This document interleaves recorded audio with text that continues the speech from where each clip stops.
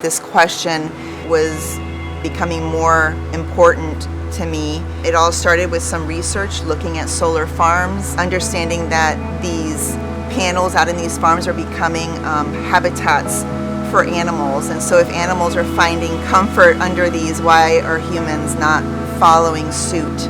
We thought that by providing a livable space underneath some solar panels, providing hot tub and sitting area, pool, that the solar panels would play a major role in that.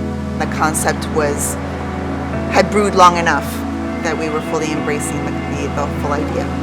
We thought that it was time to jump on the bandwagon with the solar panels, and by then I was really seasoned. I had already thought of the fact that we wanted to somewhat create a courtyard between the back of the house and the front of the solar panels, kind of revive my husband's original idea, a concept of having a courtyard home.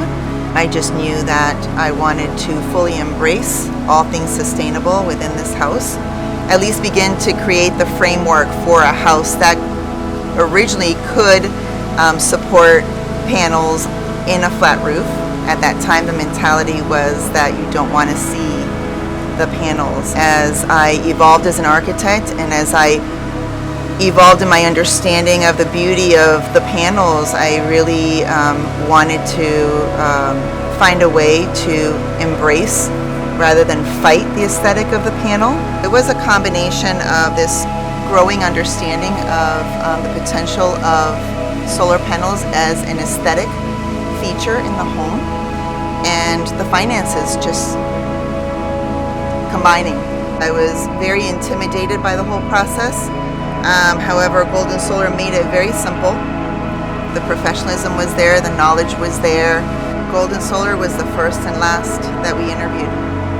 We sat outside here in the patio, just very personable, very open book, very honest. There was just something about their presence that we both felt very comfortable with. We just decided we were not going to shop any further. We didn't think that we would find a better match.